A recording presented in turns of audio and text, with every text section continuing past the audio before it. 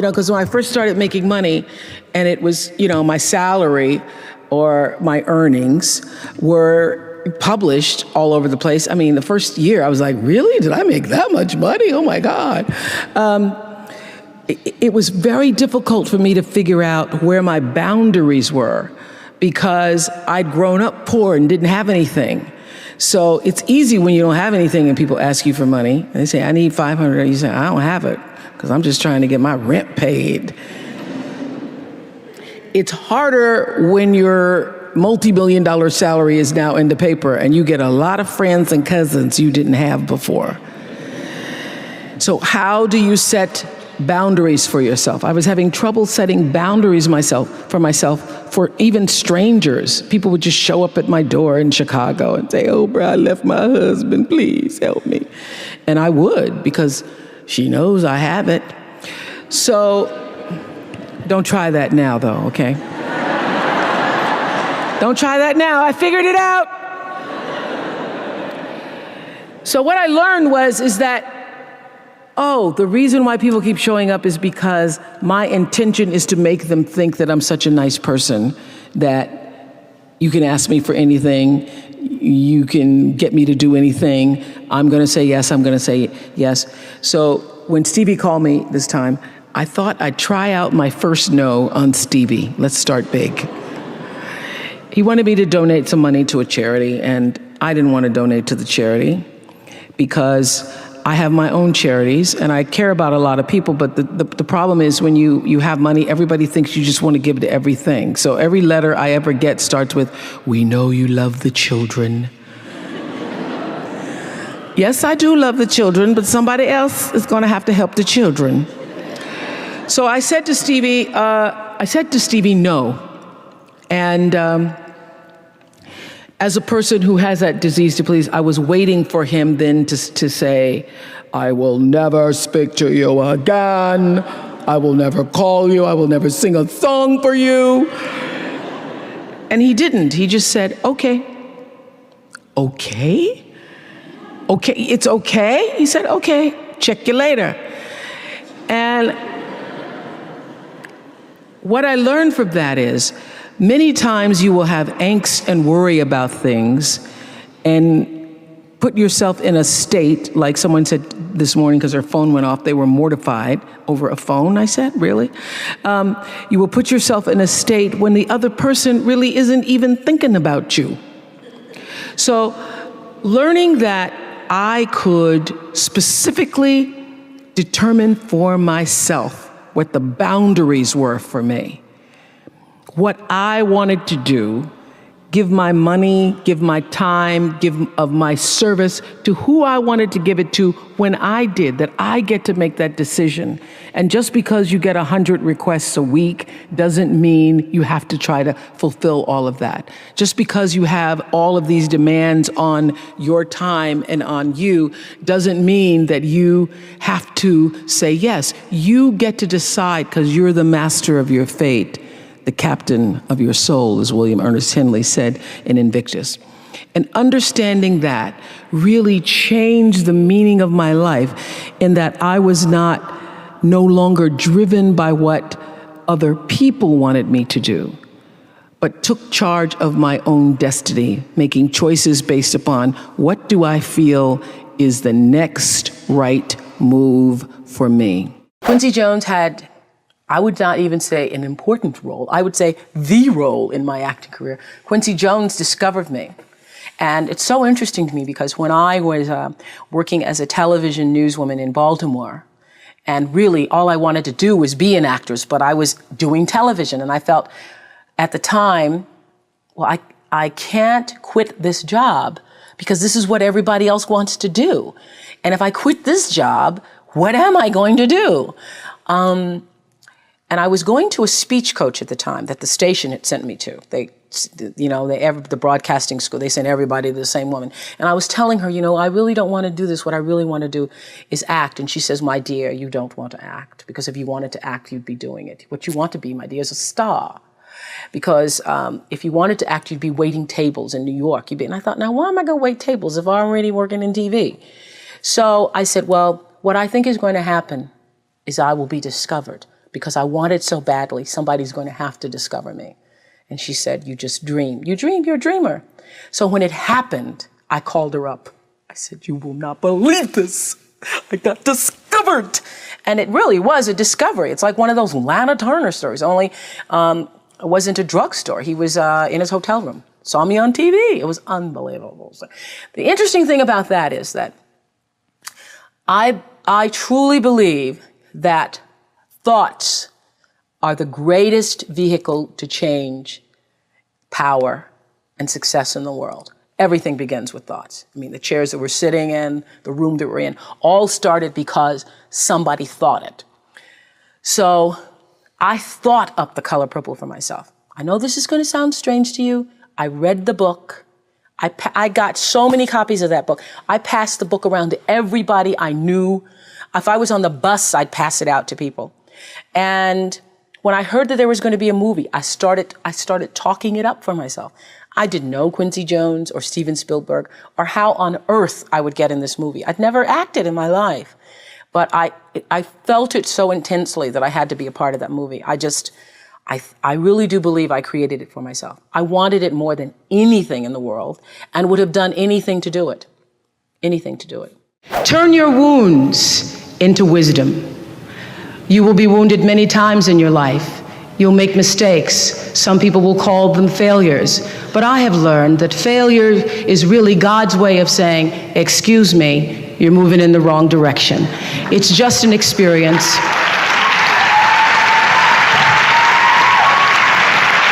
Just an experience.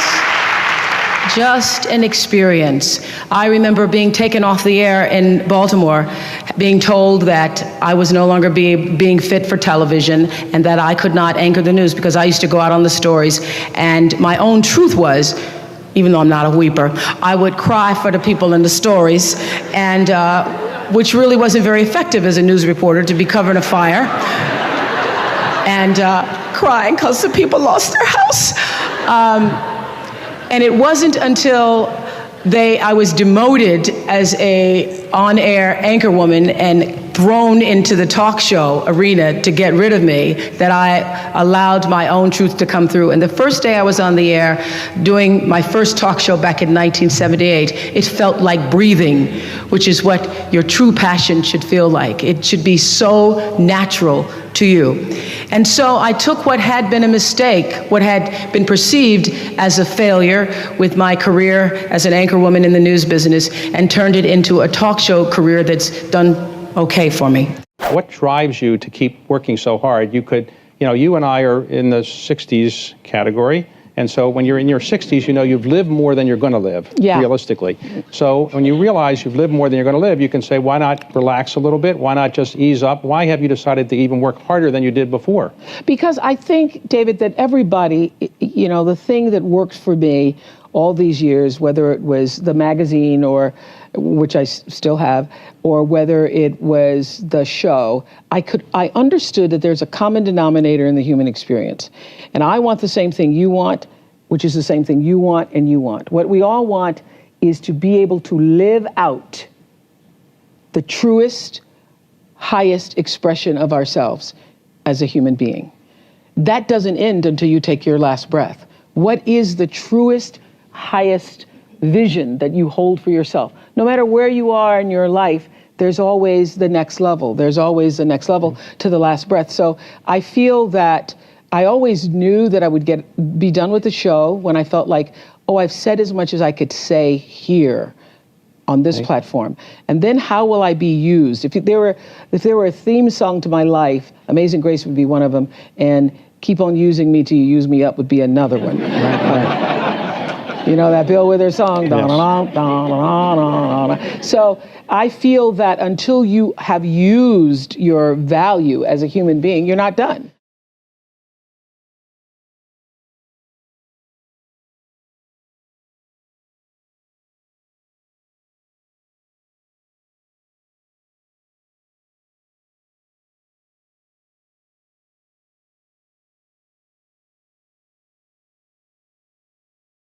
Life, Amazing Grace would be one of them, and Keep On Using Me Till You Use Me Up would be another one.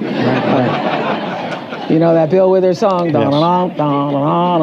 Yes. So I feel that until you have used your value as a human being, you're not done. When I first started as a broadcaster, I was 19, very insecure, thrown into television, pretending to be Barbara Walters, looking nothing like her, and still going to college. So I do all my classes in the morning from 8 to 1, and then in the afternoon I work from 2 to 10 and did the 6 o'clock news.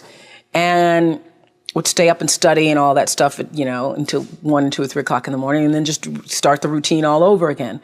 And my classmates were so jealous of me that I remember taking my little $115 paycheck, and at the time I thought it was really a lot, but taking $115 and trying to appease them. I would anytime anybody needed money, I was always offering, oh, you need $10, or taking them out for pizza, ordering pizza for the class and things like that. That whole disease to please, that's where it was the worst for me, I think, because I wanted to be accepted by them and could not be. Because first of all, I didn't have the time. They wanted me to pledge, and I didn't have the time to pledge. I didn't have the time to be a part of all the other college activities or a part of that whole lifestyle. And it was very difficult for me socially, really one of the worst times of my life, because I was trying to fit in school and be a part of that culture, but also trying to build a career in television. It's very difficult for me to even see myself as successful, because I still see myself as in the process of becoming successful. To me, successful is getting to the point where you are absolutely comfortable with yourself, and it does not matter how many things you have acquired. The ability to learn to say no and not to feel guilty about it, to me, is about the greatest success I have achieved. The fact that I have, in the public side, done whatever is fine. It's all a part of a process for growing for me. But to me, to have the kind of internal strength and internal courage it takes to say, no, I will not let you treat me this way, is what success is all about. It's the same thing that prevents you from being abused as a child, that prevents you from being abused as an adult, that allows you to build success for yourself. I will not be treated this way. I demand only the best for myself. You are worthy to say no. That it's okay if you say no. It's okay if you say no and then people don't like you. That's really okay. The important thing is how you feel about what you're doing, how you feel about yourself. It's a long struggle, though. It's a long struggle. And I'm just hoping that, in the work that I do on the show and the speaking that I do around the country, and that young people who are watching this can get the lesson sooner than I did. Because it's painful, because you keep repeating it over and over and over until you get it right. And what I found is that every time you have to repeat the lesson, it gets worse. Because I call it God trying to get your attention, the universe trying to get your attention. So we didn't get your attention the first time, so we're going to have to hit you a little harder this time. So I'm still doing it. I'm still learning. Create the highest, grandest vision possible for your life, because you become what you believe. When I was a little girl, Mississippi, growing up on the farm, only buckwheat is a role model, watching my grandmother boil clothes in a big iron pot through the screen door because we didn't have a washing machine and made everything we had. I watched her and realized somehow inside myself, in the spirit of myself, that although this was segregated Mississippi and I was colored and female, that my life could be bigger, greater than what I saw. I remember being 4 or 5 years old. I certainly couldn't articulate it, but it was a feeling, and a feeling that I allowed myself to follow. I allowed myself to follow it because if you were to ask me what is the secret to my success, it is because I understand that there is a power greater than myself that rules my life. And in life, if you can be still long enough in all of your endeavors, the good times, the hard times, to connect yourself to the source. I call it God. You can call it whatever you want to, the force, nature, Allah, the power. If you can connect yourself to the source and allow the energy that it is your personality, your life force, to be connected to the greater force, anything is possible for you. I am proof of that. I think that my life, the fact that I was born where I was born, in the time that I was, and have been able to do what I've done, speaks to the possibility, not that I am special, but that it could be done. I remember when I started the school and I said to my beloved friend, Maya Angelou, I said, Maya, I'm just so proud that I was able to create this school. And I said, this is going to be my greatest legacy. And Maya said to me, you have no idea. Right. You have no idea what your legacy will be, she said to me, because your legacy is every life you've touched. And that shifted the way I saw legacy or what you leave behind or what you do.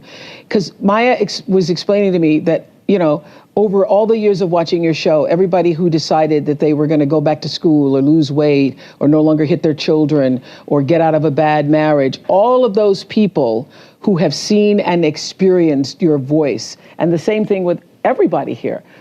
You have no idea what your legacy will be. Your legacy is every life that you've touched. And we like to think of it, I know you have done amazing things with your philanthropy. We like to think that these great philanthropic moments are the ones that leave the impact or will make the huge difference in the world. But it's really what you do every day. It's how you use your life to be a light to somebody else's, and it's how you use your work as an expression of your own art, whatever that is. My intention in creating Masterclass came from the understanding that everybody's story is the same, all stories are connected. And there is nothing that anyone who's living on earth has ever felt or known or experienced on a soul level that hasn't been felt or known or experienced by someone else. One of the most difficult things in life is feeling that you are the only one. You are the only one who's traveled this path, who's felt this way. I had nowhere to go. I was homeless at the time. I lost my family. Next thing I know, I'm in this car for 3 years, man. I'm struggling. Who's experienced such devastation or joy or triumph or victory. So for me, I define a master as someone who has fully stepped in and owned the full progress and trajectory of their life. Persistence pays off. That's lesson one. But hearing stories told from the mouths of people who know how to live, how to course correct, how to keep going, how to never quit, how to rejoice in the good times and have faith in the bad, those people are masters. Anyone who can do that is a master. And their ability to share their stories only helps the trajectory of others who listen. What I learned going to a beauty salon and asking them after the news director had told me that my hair was too thick and my eyes were too far apart and I needed a makeover. And sitting in a beauty salon, in a French beauty salon, allowing them to put a French perm on my black hair and having the perm burn through my cerebral cortex and not being the woman that I am now, so not having the courage to say, this is burning me. And coming out a week later bald and having to go on the air. You learn a lot about yourself when you're black and a woman and bald and trying to be an anchor woman. You learn you're not Diana Ross and that you're not Barbara Walters trying to be. I was at the time. I had a lot of lessons. I remember going on the air many times and not reading my copy ahead of time. And I was on the air one night and ran across the word B-A-R-B-A-D-O-S. That may be Barbados to you, but it was Barbados to me that night. And telling the story as an anchor woman about a vote in Absentia, California. I thought it was located near San Francisco. And one of the worst, this is when I broke out of my Barbara shell, because I'm sitting there crossing my legs, trying to talk like Barbara, be like Barbara. And I was reading a story about someone with a blaze attitude, which if I had gone to Wellesley, I would have known it was blasé. And I started to laugh at myself on the air and broke through my Barbara shell. and had decided on that day that laughing was okay, even though Barbara hadn't at that time.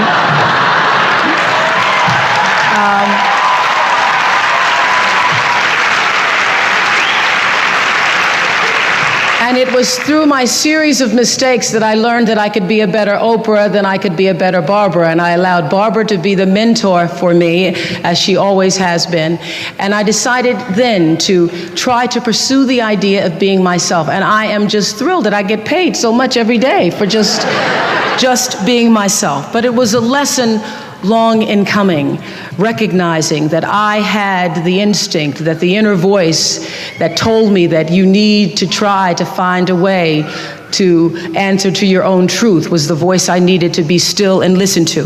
Get this, remember this, because this will happen many times in your life. When people show you who they are, believe them the first time, not the 29th time. That's particularly good when it comes to men's situations, because when he doesn't call back the first time, when you're mistreated the first time, when you see someone who shows you a lack of integrity or dishonesty the first time, know that that will be followed by many, many, many other times that will, at some point in life, come back to haunt or hurt you. When people show you who they are, believe them the first time. Live your life from a point of view of truth, and you will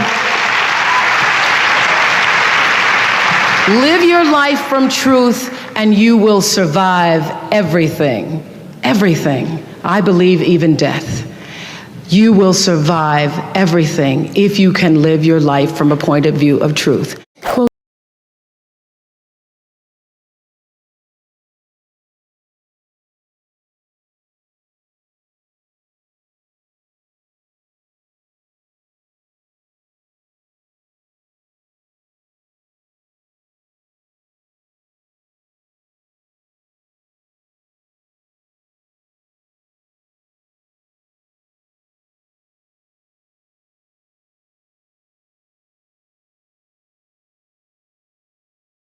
Close your eyes for a moment, will you please?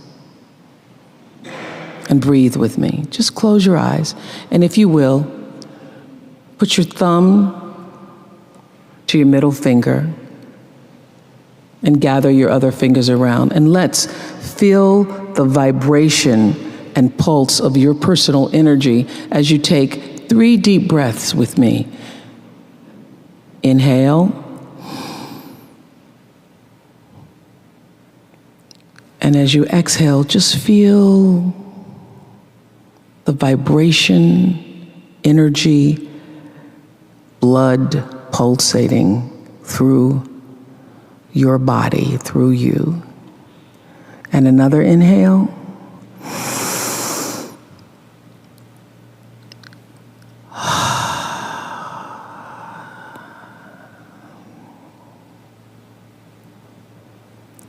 And another inhale.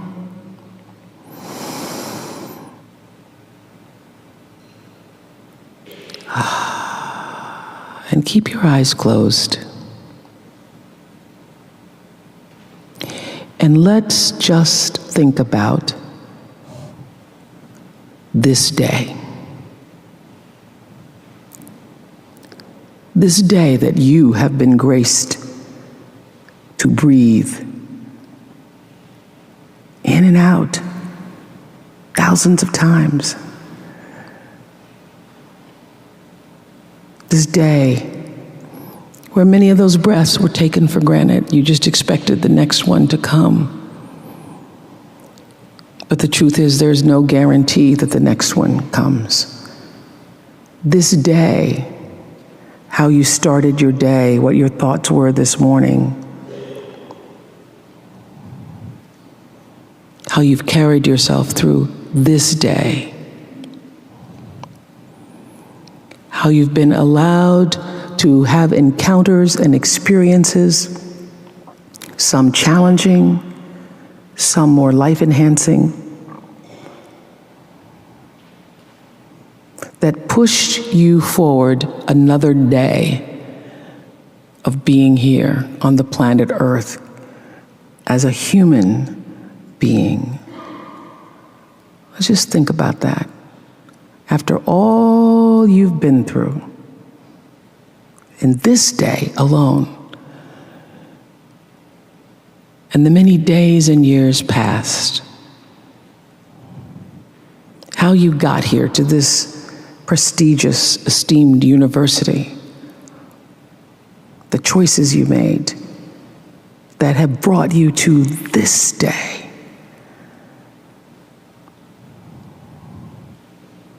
Open your heart and quietly to yourself say the only prayer that's ever needed. Thank you. Thank you. Thank you. You're still here. And you get another chance this day to do better and be better. Another chance to become more of who you were created and what you were created to fulfill. Thank you. Thank you guys so much for watching. I made this video because Charlene Benton asked me to. If there's someone you'd like me to profile in their future top 10, please check out the link down in the description below and you can cast your vote on who we should do next. I also want to give a quick shout out to Megan Lofton. Megan, thank you so much for picking up a copy of my book, Your One Word, and doing the review and posting it on your YouTube channel as well. I really appreciate it. I really appreciate the support, and I'm so glad you enjoyed the book. Thank you guys again for watching. I believe in you. I hope you continue to believe in yourself and whatever your one word is. Much love. I'll see you soon.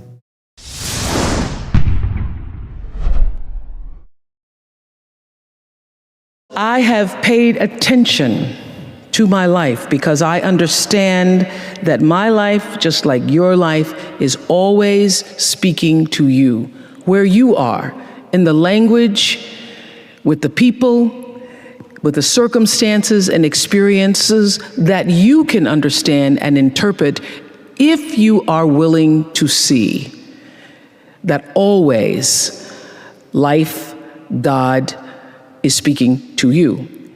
Now, it took me a while to actually really get this and to understand it, but once I did, I started paying attention to everything. And one of the reasons why I can now accept the fact that I can offer my gatherings of information and wisdom and call myself a spiritual teacher is that every single person who ever came on my show, and I hear there's like 37,000 guests I've talked to, a lot of them came from dysfunction and a lot of them wouldn't appear to be teachers, but every one of them had something to say that was meaningful and valuable and that I could use to grow myself into the best of myself, which is what all of our jobs are. Your number one job is to become more of yourself and to grow yourself into the best of yourself.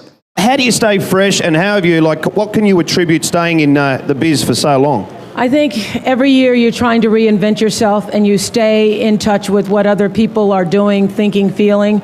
I have always felt that my instinct and ability to connect with the audience was what carried us. Every day after the show, now I do something called After the Show, which airs on Oxygen. I have spent for the past 16 years a half an hour, just talking to people. So my audience comes from a cross-section around the country, so I stay connected to what real people are thinking and doing and want and so forth. As I've grown older, I've learned to appreciate living in the moment, and I ask that you do too.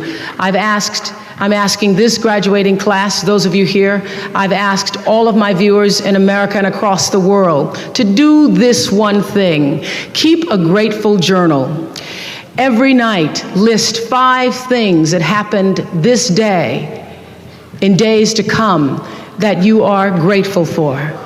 What it will begin to do is to change your perspective of your day and your life. I believe that if you can learn to focus on what you have, you will always see that the universe is abundant and you will have more. If you concentrate and focus in your life on what you don't have, you will never have enough. Be grateful. Keep a journal.